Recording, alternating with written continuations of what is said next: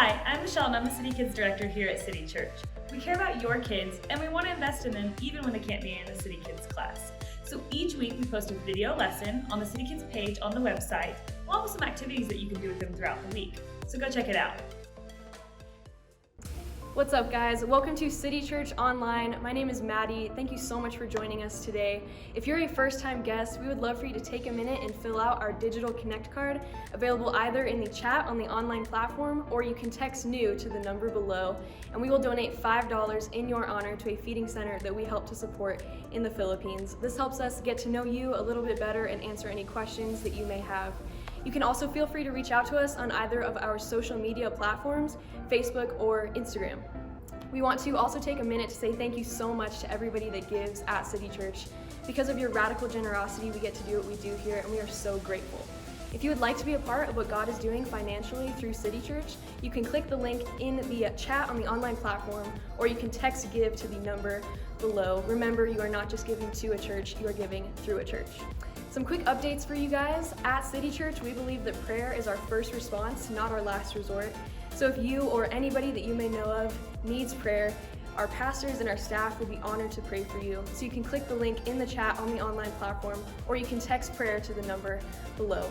We also have Growth Track available right now. This is our Next Steps class where you can learn a little bit more about who we are, what we're all about, how to get plugged in. So if you're interested in learning more, you can click the link in the chat on the online platform, or you can text GROW to the number below and we will get you more information on that. We also have city groups continuing to meet throughout the week. We have groups on Sundays, Mondays, Wednesdays, and Thursdays. So we would love to get you connected and keep you encouraged in this season in that way. We have groups right now meeting in person, and we also have an online option available. So please let us know in the chat on the online platform, or you can text group to the number below. Lastly, we continue to be a church that is in the city and for the city, so please feel free to reach out with any needs, ideas, or opportunities that you may know of so we can serve our city well together during this time. Thank you so much again for being here. Enjoy the service. My favorite part about this song is not only where it talks about Jesus being the king of my heart, but also the mountain that I can run to, and that's exactly what my heart needs in this time of uncertainty and chaos. Let the king of my heart be the mountain where I run, the fountain I drink from, oh, he is my song. Let the king of my heart be the shadow where I hide, the ransom for my life, oh, he is my song. You are good, good, oh, you are good, good, oh, you are good, good, oh.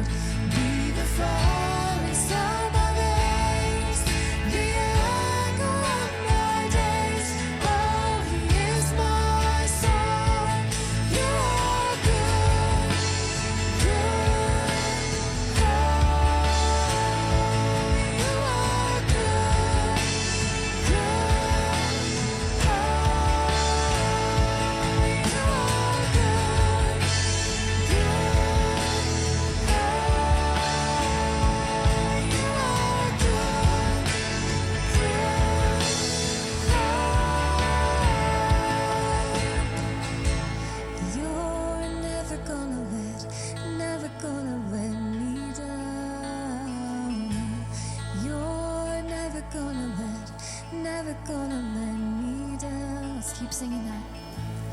You're never gonna let me down. You're never gonna let me down. You're never gonna let me down. You're never gonna let me down. You're never gonna let me down. You're never gonna let me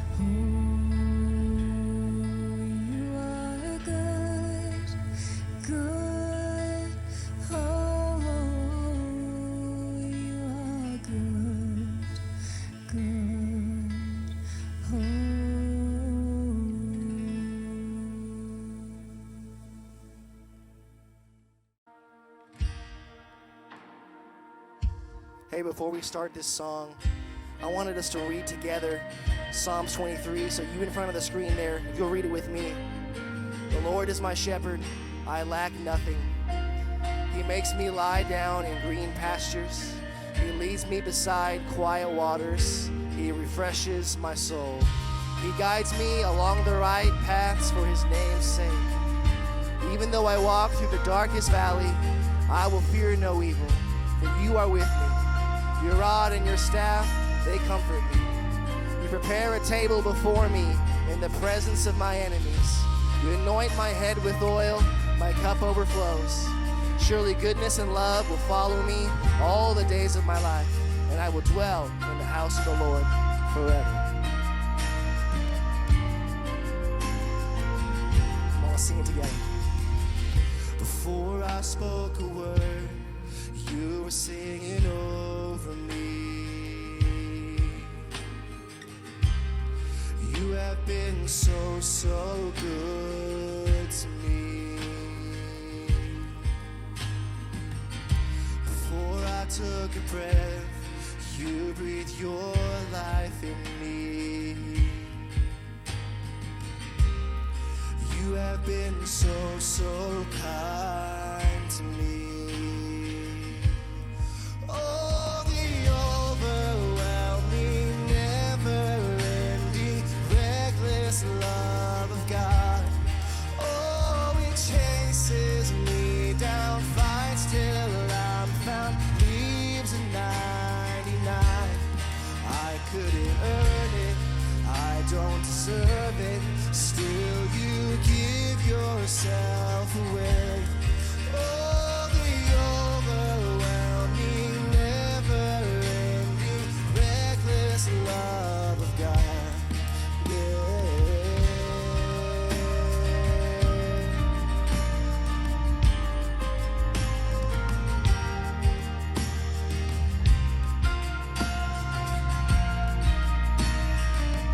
When I was your foe, I was your fool, still your love fought for me. You have been so, so good to me.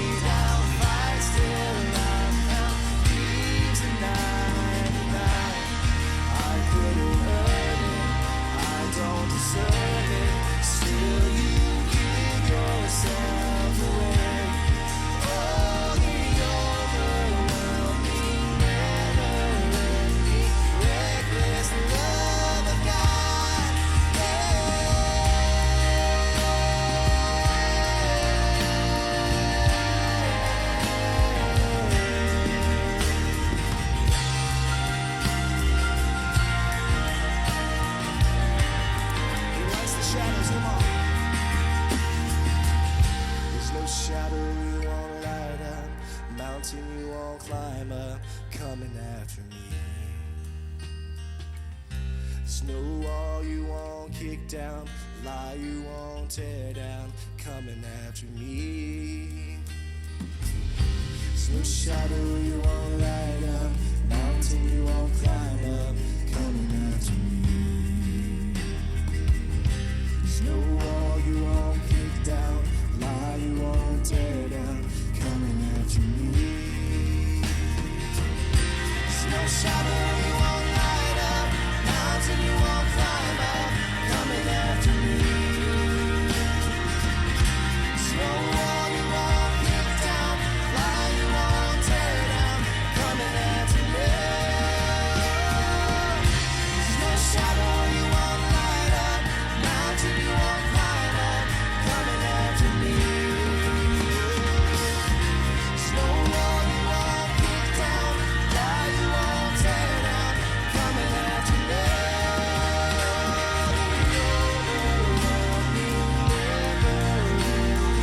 Reckless love of God, oh, it chases me down, fights till I'm found.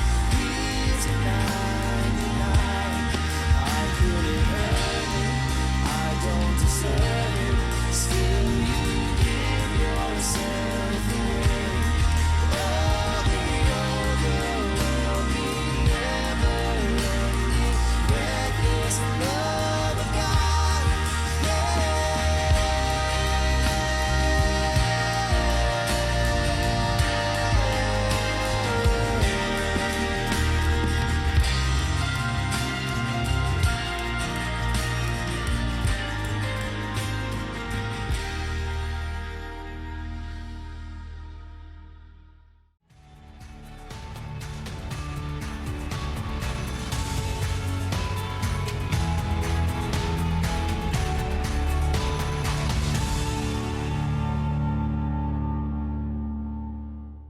Hey guys, welcome to City Church Online. My name is Drake, and I'm so glad you're tuning in with us today. It's an honor to have you here tuning in on 4th of July weekend, and man, we're so grateful to celebrate the freedom we have in this country and that we have as a people together. And it's been a challenging year for a lot of reasons, but I'm glad we get to come together and celebrate the unified freedom that we have in this country. So I hope that you're having a great weekend and able to celebrate and enjoy time with friends and family. And as we get into the conversation today, listen, we love to hear from you. So if you're on Facebook Live or our Church Online platform, make sure you use that chat and let us know what's going on in your world. In fact, it's summertime, and so maybe you've already been on vacation or you have some plans coming up or you got a staycation happening. But we'd love to hear your plans. Like, where are you going? What are you doing this summer? Engage on that chat. It's just a cool, small way we get to connect in community and hear from each other in this season. And at the same time, hey, we want you to know that you can stay up to date with all things City Church on our Facebook and our Instagram. And this is the handle. If you don't already follow us, you can go follow us or like our page. And we have some really cool stuff happening throughout the summer. If you missed our drive-in movies this last weekend, man, they were awesome and tons of fun. And we have more of them coming throughout the summer. We have nights of worship coming up. We have Serve Sundays coming up. So lots of cool things for you to be involved in and plugged into and ways that we're going to serve our city. So make sure you're staying up to date through our social media platforms and our website. Now, today we're getting into chapter 2 of the book of Colossians. And man, it's been an awesome series. We're walking through this book of the Bible, and the writer, his name is Paul, and he's kind of like a good dad writing to his kids. And in this scenario, he's got a warning, if you will. And I want you to, just to help frame up the conversation that we're going to have today, my wife and I, we went on vacation just a few weeks ago to Texas, where our family is, and we get to stay at a lake house and have a great time hanging out with family and friends. And one of the reasons that we love to go to the lake is, first of all, that's really the only fun thing to do in Texas when it's hot. But also, man, we love to do all things water sports, and so skiing and tubing and kneeboarding and all the crazy things. And as we get out on the water, it's so much fun, because if you get up early, a lot of times if the weather's really nice, you look out across the lake and it's just beautiful. And it's like the water's just like glass out there. And it's not only fun to look at, but it is amazing to ski on. One of my favorite things to do is ski on that water when it's just flat and perfect. And when it gets bumpy, it gets a little rough. And ironically, this round, we got there, and the first day we're at the lake, I fell off my skateboard, and I hurt my left arm pretty bad. And so I ended up in a sling from like day one of our trip. And so I didn't get to ski the whole time we were there. And so I kind of became the designated boat guy, right? I'm just like there hanging out. If someone's drowning, I might be able to help them because I have one hand available. We'll see. And then I ended up driving the boat a few times for everybody while they're playing in the water and pulling them around on tubes. And one particular day we got out there and it was awesome and the water was still and we're slinging people around on tubes and we're having a blast and it's awesome. And all of a sudden the wind picks up and it's like out of nowhere, crazy wind, and it happens every now and then. And so the lake gets really choppy and there's a push in direction and there's a pretty strong current in the lake. And it's pretty fun when you're pulling around on tubes, but then we were going to take a break and come back into the dock and park the boat. And when you're coming in, you kind of got to come in at an angle and then turn the boat and park it in this dock and get it up out of the water. And so I'm coming in and I'm this, one-armed, crippled guy rolling the boat in, and you got gas over here in the steering wheel. And so we're cruising into the dock and the wind's pushing pretty hard, but I'm like, cool, we got this. And so I come around and we still have the tubes in the water and people holding on to them so we can get them all in there. And so it's just really me and like one other person in the boat getting ready to catch it. And so we go in to the dock, and I turn the boat, get the nose lined up, we're ready to go in, and all of a sudden, the wind pushes me. I mean, within just milliseconds, it feels like we are past the dock, and we are heading for the rocks, and there's not a lot of margin between the dock and the rocks. It is like 10 feet, okay? And so I'm panicking, and we got to pull a 360, and I got one arm, right? So my gas and my steering are very disconnected, and so I'm trying to get the boat out of the rocks and away from the dock, and I gun it and pull it out, and people are freaking out and worrying, and luckily high anxiety, but we didn't crash the boat, and then we learned that I'm not allowed to drive when I only have one arm. It's a good day maybe when I have two arms. And so in that moment, in the same way, our life with Jesus is like that. That sometimes we jump in the water and it's like, our relationship with Jesus is chill and it's just a nice day and we have a nice float going on and we're just hanging out, me and Jesus, and it's great and things are easy. And then out of nowhere, boom, there's heavy wind and heavy rain and we're being pushed in directions and pulled in directions that we don't want to go. And if we're not careful, our lives will end up in the rocks and we're going to smash against the dock and things are going to end up poorly for us. And Paul's conversation today is a warning that there are strong cultural winds and strong cultural waves that come along that try to push us off course when it comes to following Jesus. And sometimes they're slight and sometimes they're heavy and they push and pull in directions that we're not intending to go to get us away from God's will and God's plan for our life. And so you could say that following Jesus has the potential to be controversial at times. Are you with me? Like it's possible that when you look at the life of Jesus, some of the things that he said, some of the things that he did, they don't exactly make for small talk around the water cooler, right? Like there's some things that Jesus said and did that you don't just bring up at your neighborhood barbecue. There's some things that aren't exactly in your top 10 retweets when it comes to following Jesus. Some things are great, but there's some things you're like, I don't know if I'd say that out loud. And so can we just agree that following Jesus can be controversial at times? Are you with me? And the question that I want to propose today is that when there are waves and when there's wind that comes and there's this tension of following Jesus and having people like us, if you will, that there's this tension of being controversial. How do we live in the messy middle of following Jesus and loving people while sometimes it's difficult? And to be fair, I think social media makes this challenging, right? Like if you're on social media, the whole point of social media is what? It's to get people to like you.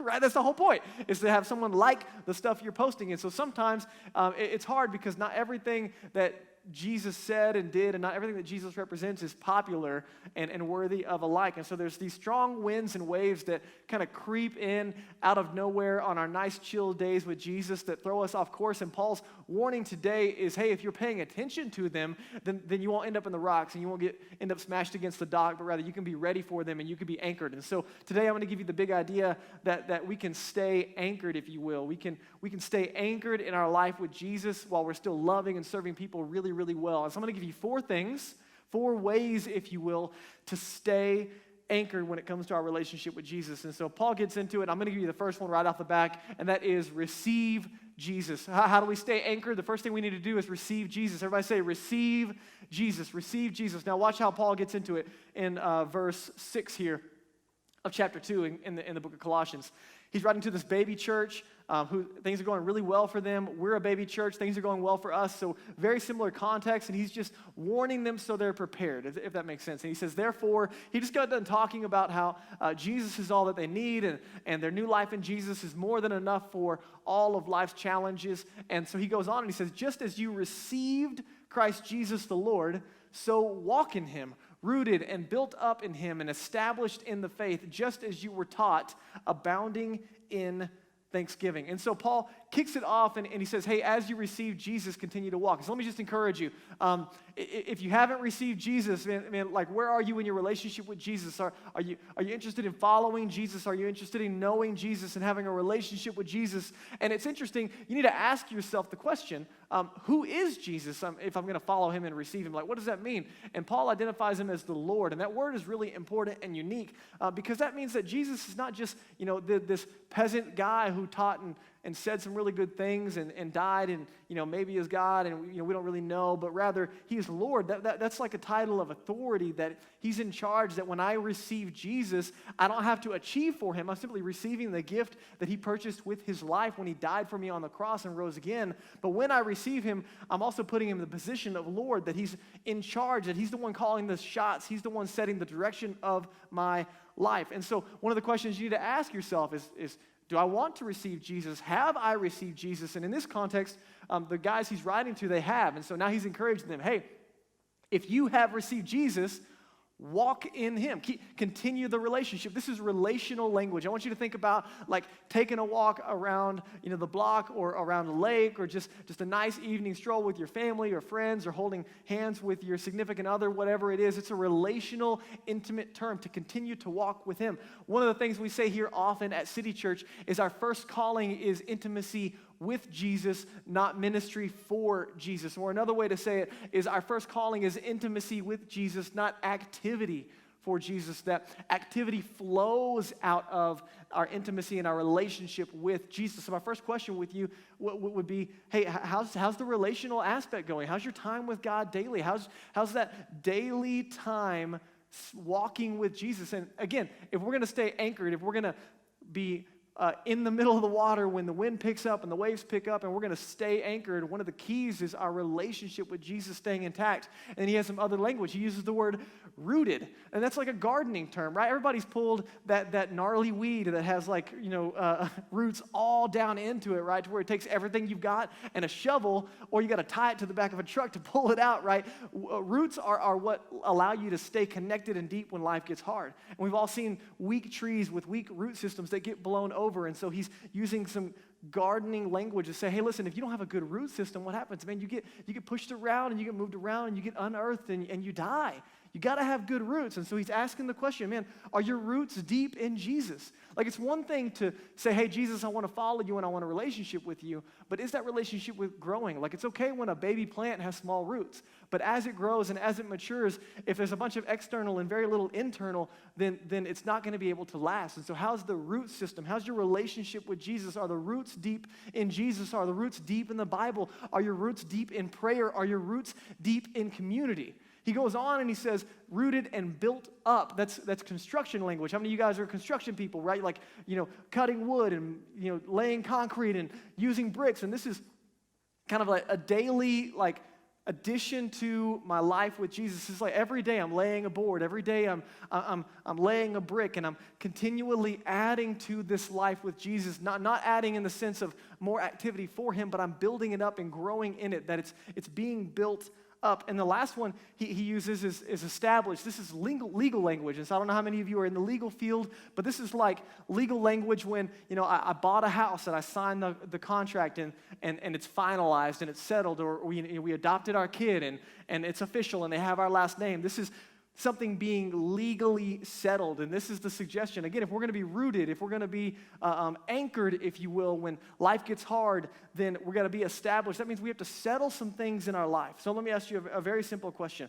What needs to be settled in your life? When it comes to following Jesus, man, you got to get to a place where you just settle some things. Like, is Jesus God? Okay? Like, am I going to believe that or not? I got to settle that one. Or is the Bible trustworthy and true? I got to settle that thing. Or is receiving forgiveness from Jesus enough, or do I have to continue to feel bad and live in guilt and shame? Like, I've got to settle some things in my life. And so I don't know what that looks like for you, but some things need a final verdict. And so again, if we're going to stay in the flow of God's grace, if we're going to have different fads and trends and different cultural pressures and tensions that come our way that want to push us away from Jesus or pull us away from the path that God has for us, then we've got to have a foundation. We have to have an anchor. And he wraps it up and he says that you do all of this abounding in thanksgiving. Like, there's excessive thanksgiving. And one of the ways, and you know this, like, just think about it for a second. One of the ways to grow and sustain a healthy relationship with another person is to look for things to be thankful for, right?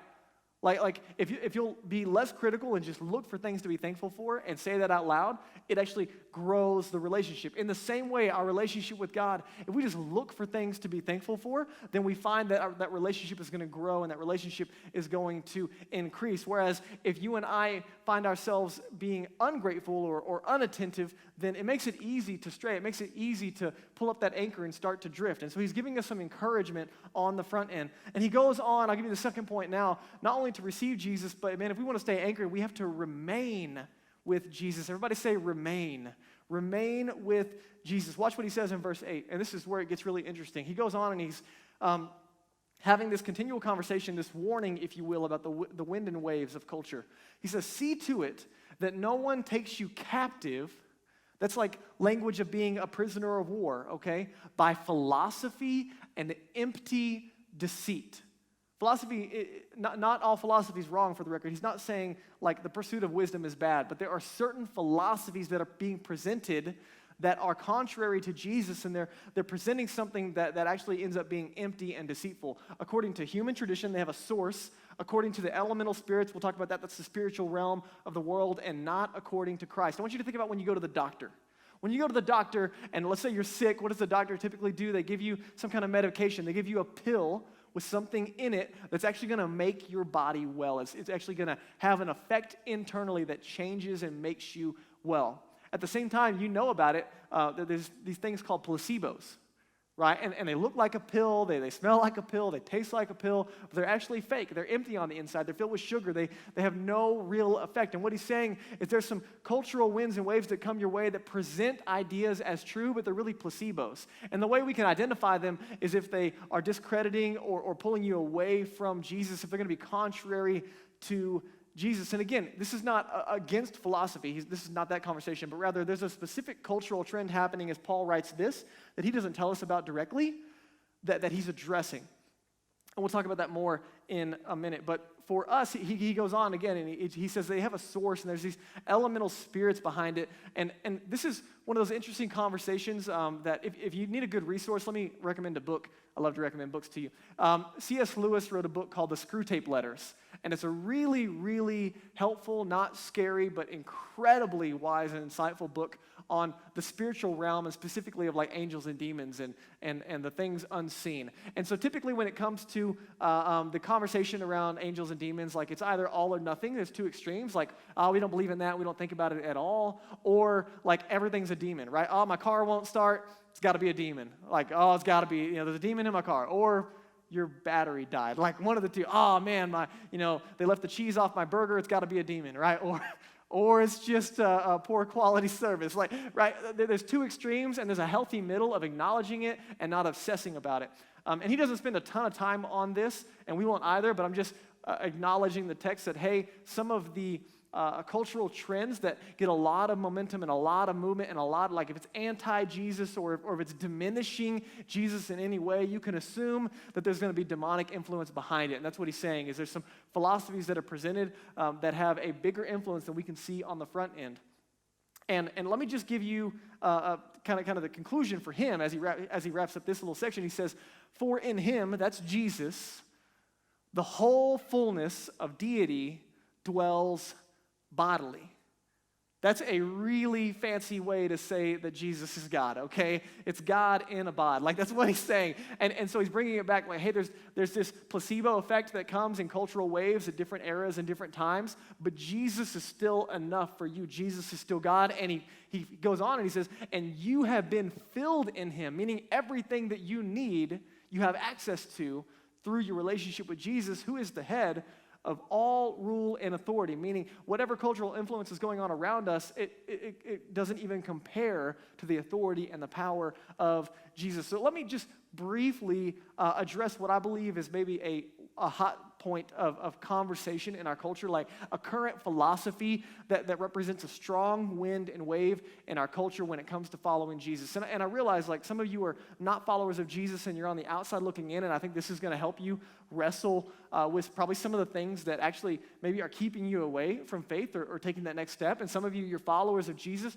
and you've experienced this tension, and it makes it really, really hard when this reality comes up in our relationship with Jesus, and that is the idea of intolerance.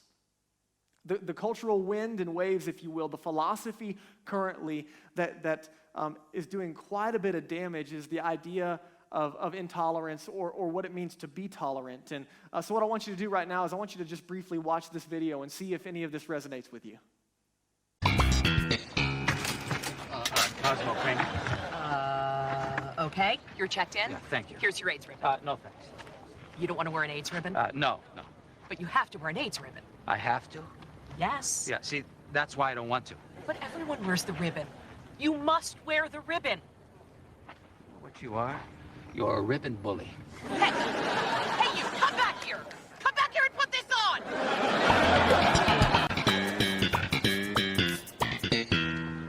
Hey, where's your ribbon? Oh, I don't wear the ribbon. You don't wear the ribbon? Aren't you against AIDS? Yeah, I'm against AIDS. I mean, I'm walking on it. I just don't wear the ribbon. Who do you think you are? Put the ribbon on. Hey, Cedric, Bob, this guy won't wear a ribbon. Who? Who doesn't want to wear the ribbon? So, what's it going to be? Are you going to wear the ribbon? No, never. But I'm wearing the ribbon. He's wearing the ribbon. We are all wearing the ribbon. So why aren't you going to wear the ribbon? This is America. I don't have to wear anything I don't want to wear. What are we gonna do with him? I guess we're just going to have to teach him to wear the ribbon.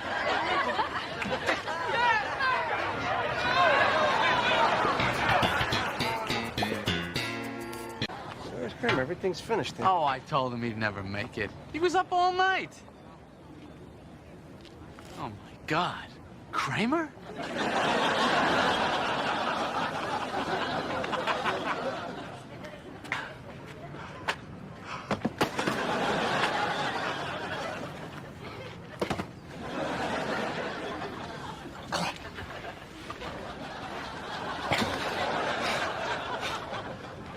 Look at you. I told you. Up all night playing poker. Come on. Hey, where's your AIDS ribbon?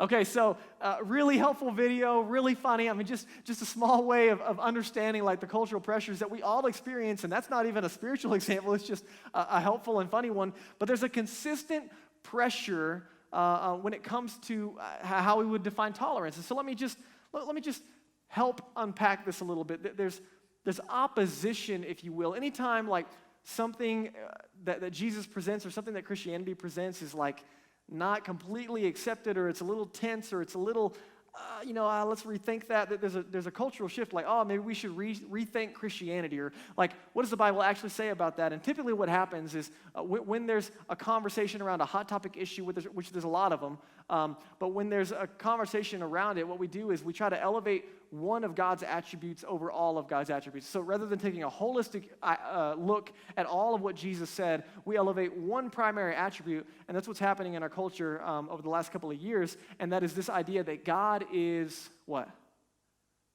Love, right? God is love. And what we mean by that, and the way that this works, is that God is tolerant, right? We mean love means tolerance. And the challenge is that Jesus defined and demonstrated love for us, and the way we translate love and the way Jesus defined and demonstrated for us are not always the same, because we love pizza, and we love our moms, and we love our animals, and we love significant others, and Jesus helps us process that. But when we say God is love, what our culture would like it to mean is that God is tolerant in a very specific sense, meaning God doesn't reject anyone. God, hell isn't a real thing. God accepts other religions, and all roads will get you there, and good people are, and good intentions. It's all like God is absolutely tolerant. And the challenge is that word, tolerance, used to be defined as literally like I put up with you, I bear with you. And what that meant is I can disagree with you and still love you. But tolerance has been redefined in our culture as I celebrate you, and we don't disagree, and we're both right. And here's the challenge is if I don't accept that view of tolerance, then I'm intolerant. If I don't celebrate you and pretend like we don't disagree, then I'm intolerant. And so the challenge is that definition of tolerance means that either I've got to follow Jesus or I've got to follow culture, because I can't agree with both. So let me just give you a very simple definition or maybe an explanation, because I think it's important that you hear this. God is absolutely tolerant. Like, man, he's loving and kind and patient. I mean, God is tolerant. And here's the disposition. Here's the invitation from God. Here's the invitation from Jesus consistently over and over again. And this is why we love Jesus so much. It's because he says it just like this. Everyone, anyone, come to me just as you are. Don't fix anything. Don't change. Don't jump through hoops. Don't do the X, Y, and Z list thing. Just come to me just like you are. But here's the deal. His love is so incredible. His love is so big that he doesn't just tolerate us, but as we follow him, he changes us. And we become more like Jesus in the process. See, tolerance today says that there's nothing in you that needs to change. And Jesus said, actually, there's a lot in you that needs to change, right? And I think if we just took a step back and looked at our lives, right? None of us are claiming that we're perfect. We know we're jacked up. We know that we could call it brokenness. We could call it mistakes. We can call it falling short. We can call it whatever we want. But we know that we're not consistent in the way that we love and the way that we serve, much less God, but how about just our neighbors? And so Jesus said, actually, there's quite a bit in you that needs to change, and that's where the idea of repentance comes from. And so here's how the invitation from Jesus looks, okay? Tolerance is this: come as you are. No hoops, just literally all your baggage, all your stuff. I mean, you name it. It doesn't matter what you've done, where you've been, how good or bad you think you are. Come just as you are. And there's an invitation to repentance. So it's not just coming as you are, but then once I am beginning to process a relationship with Jesus, I'm going to acknowledge who I am, that I'm broken, that repentance literally means to change the way that I think. It means that I don't have it all together, that I'm willing to acknowledge that maybe God is right and I'm wrong. And then we get met, thirdly, with love. Not necessarily in this order, by the way, in case you're like, write it down in order. But then we get met by love, which is, I will change who you are. So come as you are, acknowledge who you are, and then I will change who you are. It's this incredible invitation from Jesus that is absolutely met with tolerance, but it's framed up differently than our culture would like to define it. And so tolerance today in our culture sounds like this: I celebrate everyone and everything. But biblical tolerance in light of how Jesus invites us to love and live, is I welcome everyone and everything. And my desire is that you'll encounter the love of God through the way that I love and serve you. And this is why at City Church we say over and over again, you don't have to believe to belong. And we absolutely mean it. We believe that, man, we can we can disagree and still be friends. We can disagree and I can still love and serve you. We can disagree and I don't have to judge you. But the idea is that, man, through that love, you would encounter the incredible love of God. And so this is one of those big cultural wind and wave moments that's constantly pulling us away and trying to get us to compromise our faith in Jesus, or just a little bit. Let's just tweak it just a little bit. And we'll see why this matters. Let's go on. The third thing is that we have to remember Jesus. We don't have to just remain in Jesus when it comes to being anchored, but we have to remember Jesus. Watch this. He goes on and he says in verse 11, in him, that's Jesus also, you were circumcised with a circumcision made without hands by putting off the body of the flesh by the circumcision of Christ. Could we say circumcision one more time? Holy moly, right? Like, this is a pretty weird text. For us, it's kind of awkward that you would talk like this. In that culture and context, it's totally normal. Not only is there the circumcision of the flesh, which they would be familiar with, but this is speaking about the death of Jesus, that there would be his flesh broken open and his blood would be spilt for humanity. And so what we're seeing is Paul brings us back to the central focus, like not to be worried about the philosophies of the world around us, but rather to focus on Jesus. My dad, he works at the Bureau of Engraving and Printing, which is like the money mint, right? Like where they print 20s and 100s and 50s. And it's really cool watching the process that they go through to make our current dollar bills and our currency. There's a ton of detail that goes into, for example, a $100 bill. If you check one out and look at it, then you can really see the goal is that there's so much clarity around our current $100 bill that not only is it difficult to counterfeit, but that is easy to identify a counterfeit.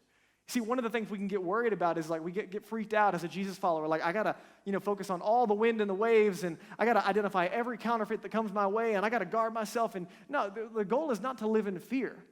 The goal is to be so familiar with the real thing that when a counterfeit creeps in, I can see it. Does that make sense? And so Paul doesn't spend a ton of time talking about the counterfeits. His goal is to get you to look at Jesus. Let's get back to Jesus. It's all about Jesus. And if I'm close to Jesus and walking with Jesus and rooted in Jesus and built up in Jesus, that when a counterfeit comes my way, I can easily recognize it. I don't have to fear it because I'm anchored in something deeper and bigger. And so he goes on, he says, Jesus was crucified and having been buried with him in baptism, in which we're also raised with him through faith in the powerful working of God who raised him from the dead. So some pretty big language, but guys, this is so simple. He goes back to what Jesus did for us. He died, he was buried. Baptism is a symbol.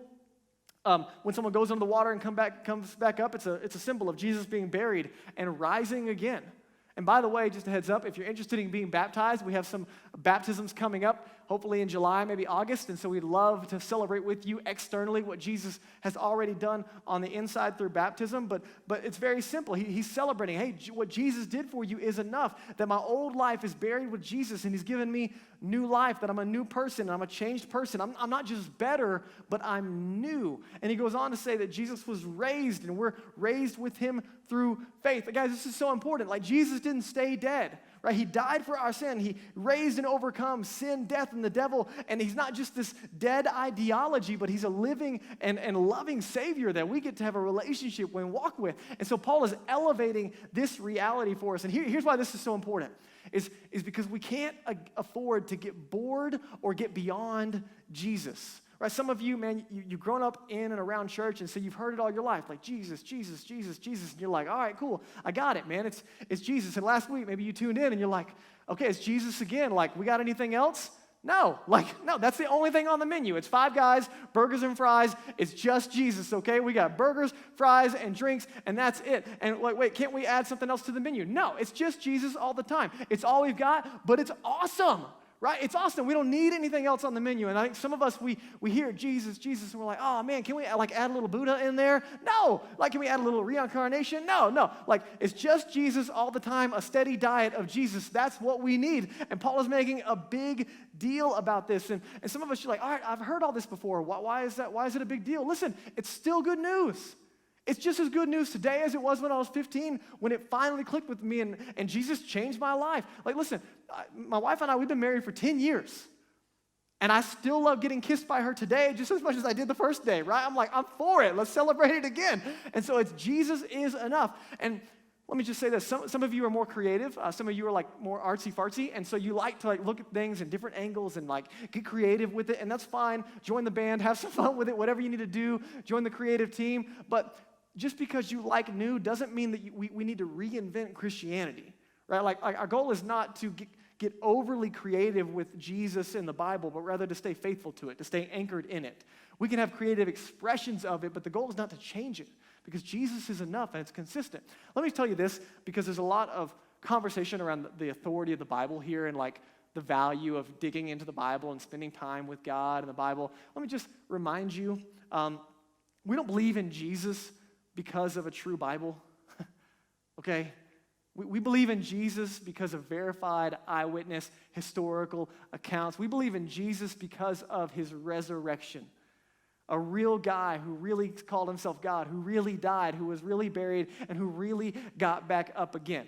We don't believe in Jesus because of a true Bible. It's actually the other way around. We believe in the Bible because of a true Jesus. So don't get it mixed up. Don't think like, it's all the Bible and it's ignorant and we're just holding on to an old book. No, man, we're pressing into Jesus and we trust Jesus and what he had to say about what we would call the Bible today, which would have been just a collection of his teachings and writings at the time. Now, let's go on to this last point. The last thing, if we're going to stay anchored in our relationship with Jesus, is we got to rejoice in Jesus. Come on, man. Somebody get excited. It's so hard to talk to an empty room, by the way. I'm so excited, but there's no one here to celebrate with me. I'm just going to assume that you're so excited on this couch right now. This is a big deal. Watch what happens. And he says, and you.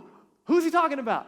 You and me and you and you and you. I don't know who I'm pointing to, but it's you. He's talking to us and he says, you who were dead in your trespasses and the uncircumcision of your flesh. There it is again. We just can't get away from it, can we? God made alive together with him, having forgiven us all our trespasses. Pause. Some people say, oh man, like I was born a Christian. I've been a Christian my whole life. No, you weren't. Like, he says that you were born dead in your trespasses, dead spiritually, and Jesus made you alive. You don't start out alive. You didn't start into this life looking for Jesus and loving Jesus and serving Jesus and longing for Jesus and living for Jesus. That wasn't in you. Jesus does a transformation internally, and it changes everything. And some people ask, like, oh, man, so what does it take to have a relationship with Jesus and to be saved? It's just trusting in Jesus. It's just Jesus. Like, it's such good news. Watch this. He says that he's forgiven us all of our trespasses. That's a big word. All. You know how many all is?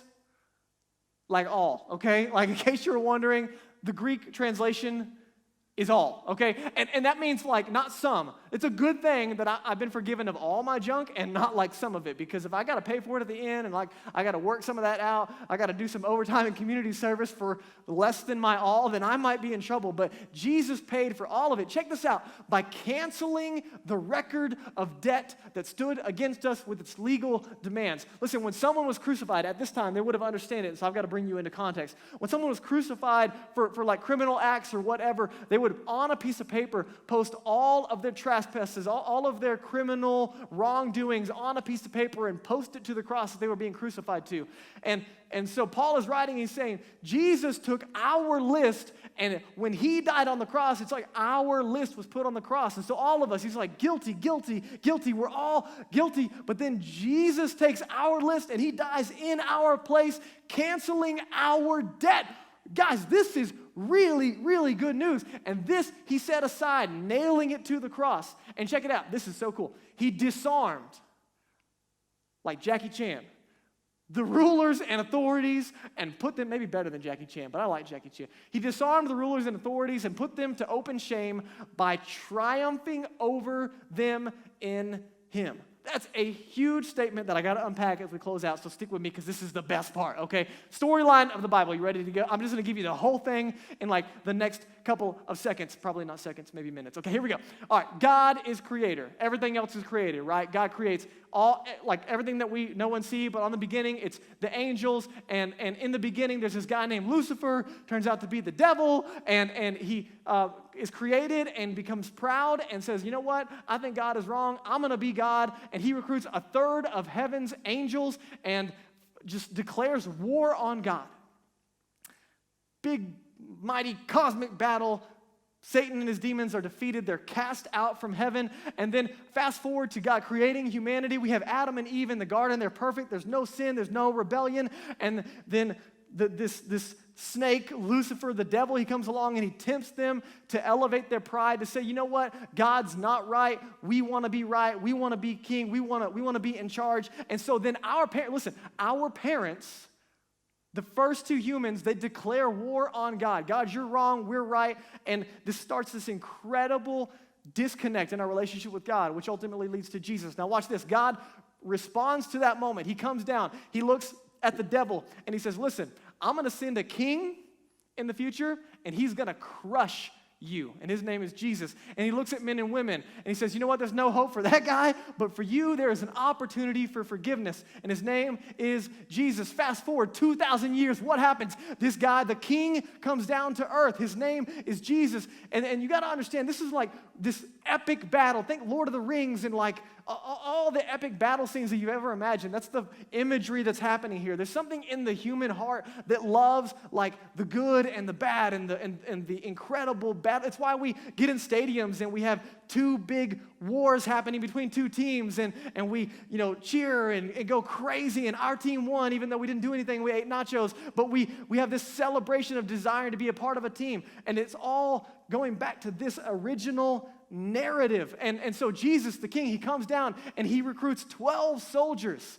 These 12 guys, these disciples that are going to march with him into battle. And then Satan, the devil, he enters into one of these 12 guys, and this guy betrays Jesus, and Satan thinks he's won, and Jesus is arrested, Jesus is beaten, Jesus is betrayed, Jesus is murdered, and Satan is celebrating. Satan and the demons, man, they think they've won. And again, in this idea of war and two kingdoms battling it out, right? The kingdom that wins, they get to take the spoils, and they come out on top. And so then on the cross, Jesus hides his victory in defeat. Jesus dies, but as he lets out his last breath, he cries out, "It is finished," declaring that he is the ultimate winner. There's two kingdoms and two kings, and there's this epic war, and one must win. And you have to understand that the conquering king, no matter which side you're on, would loot and defeat the other kingdom. And that's the language here, triumphing over them, putting them to open shame. And so Jesus on the cross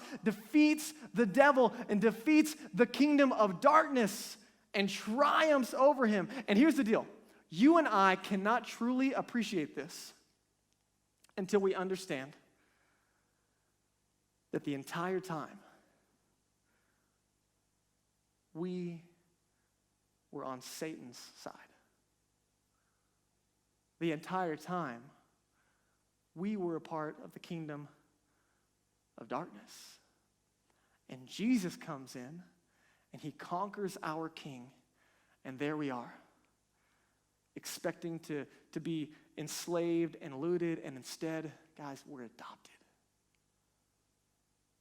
And Jesus looks at us and he says, man, you were captives, but now I'm setting you free. He says, you were slaves, but now you're sons and daughters. Come with me, follow me, enjoy my kingdom with me. And man, Jesus, I was his enemy, and he saved me, and he set me free. And guys, this is the amazing narrative of humanity, that God loves us so much that he doesn't just tolerate us,